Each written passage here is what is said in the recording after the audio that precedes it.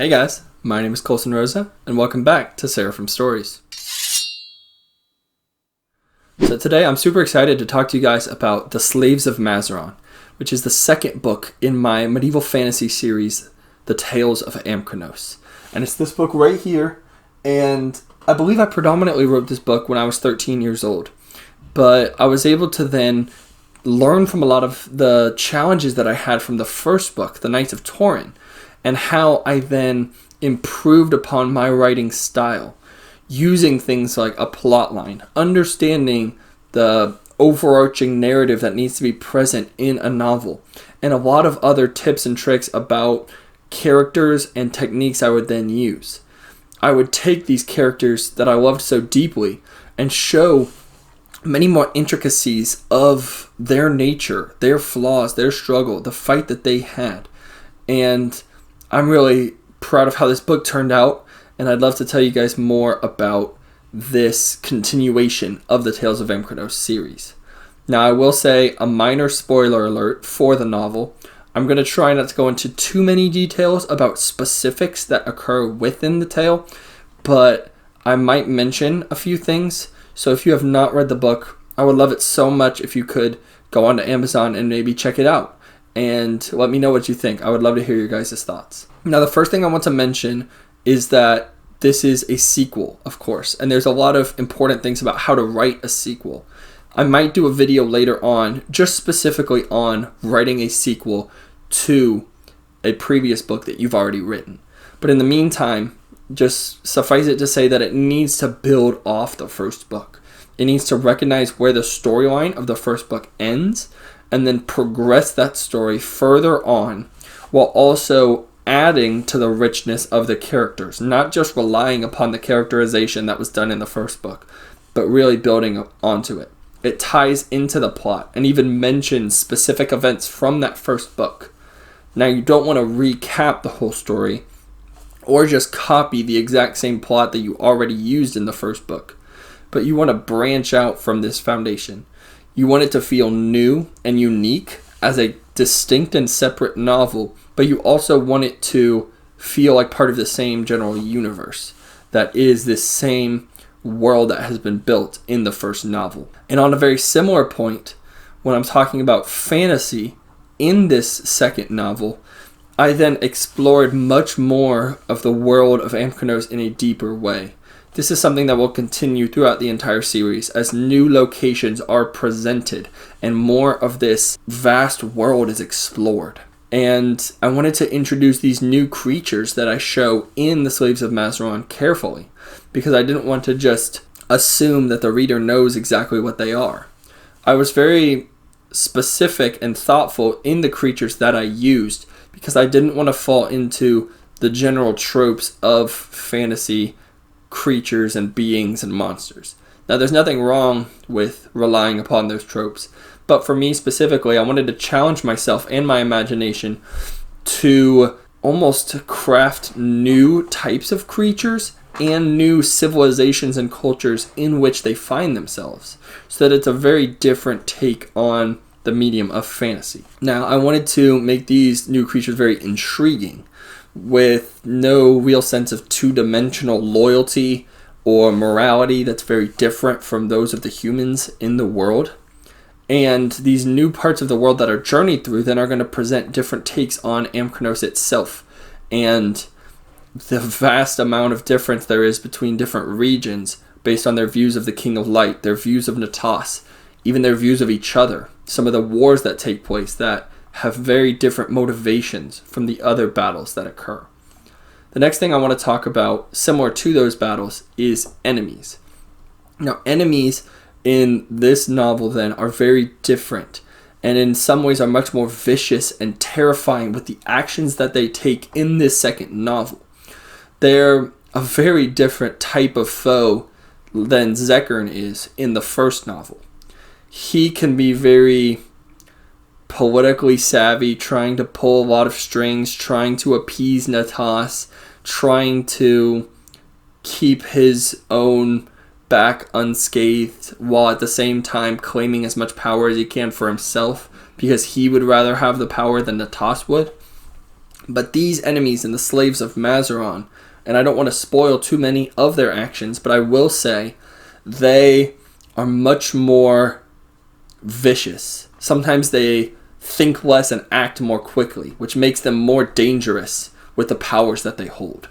And they do put thought, of course, into some of the battles that take place, but they're much more animalistic and ruthless in their overall desire to kill our heroes. And they don't hold back any punches. Now, the next thing I want to talk about is the split storyline that starts to develop in this novel.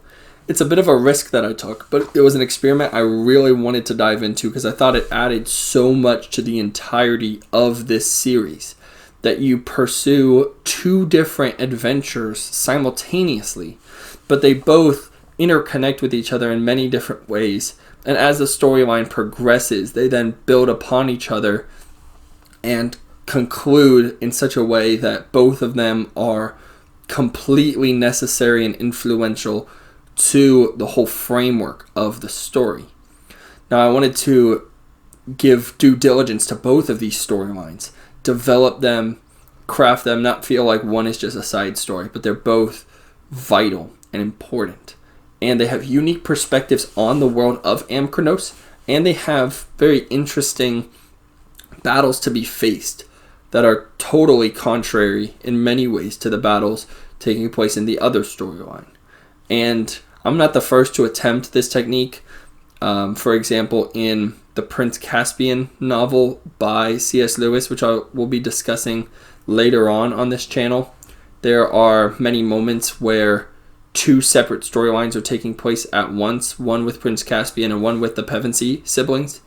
But mine is very ambitious, and I had to put a lot of work into making it succeed well, because this split storyline then branches out and continues into the future novels in this series.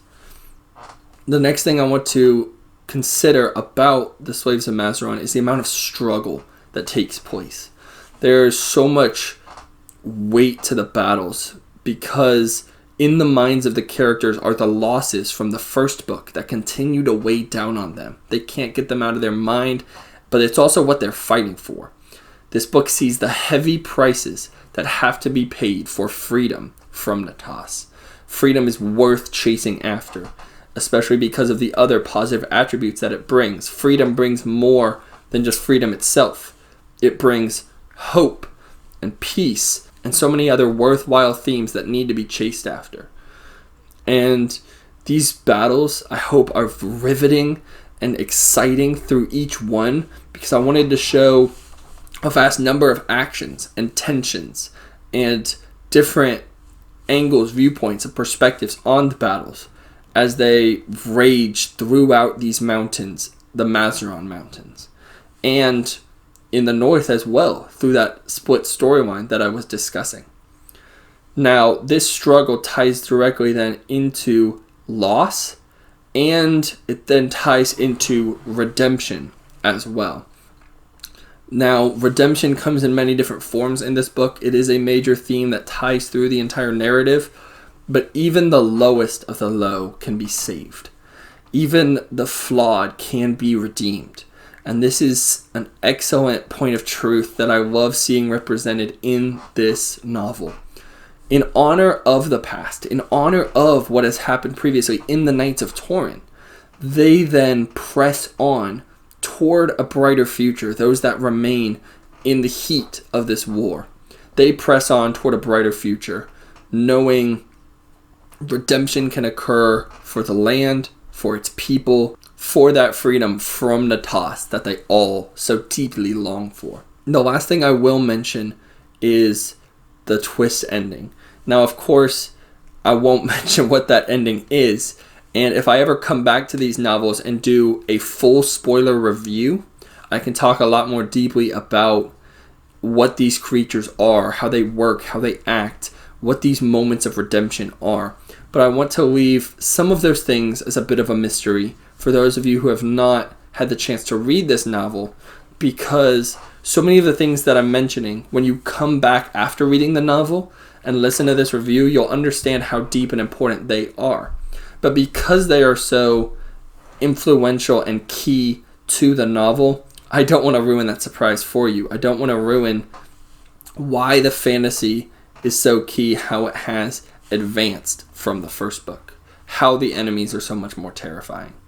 Suffice it to say, they really are, in my opinion, and this ending then puts a highlight on it. It puts the period at the end of the statement. And there's a balance to doing a type of ending like this where you don't want to give it away throughout the course of the novel. Keep it secretive, but you also then want it to seem like a powerful ending. One that's shocking, but not cheap or forced. It's easy for a twist ending to be cheap or forced. But then you don't want it to be if it's something that is meaningful and representative of a much larger scale problem that has then been solved within this novel. And that was something I really had to wrestle through, was how to set up all of the pieces that then tied up perfectly this book. And I really hope you guys, when you get to finish this entire tale, as I've heard feedback from some of my fans, that they just love the way that this one represented all different aspects, all different parties involved in the story by the time the resolution comes about. Now, of course, in order to have that kind of riveting revolution, you have to build up toward it from the start. And this is one of the advantages I had, having previously already written a book, is I knew how to set it up so much better for this novel. So I hope you guys look forward to reading this book if you haven't already. And I would love it if you could check it out and just be really excited about all the different events that are going to take place throughout the rest of the series, because these are just the first two novels, and there's so much more I have to discuss as we get into the Nomads of Sadron and the rest of the Tales of Amkranos series. So thank you guys so much for watching this video. If you could subscribe to this channel and like this video, it would be greatly appreciated. Thank you guys so much for diving into this world of Amkranos with me. I hope you have a wonderful rest of your day, and God bless.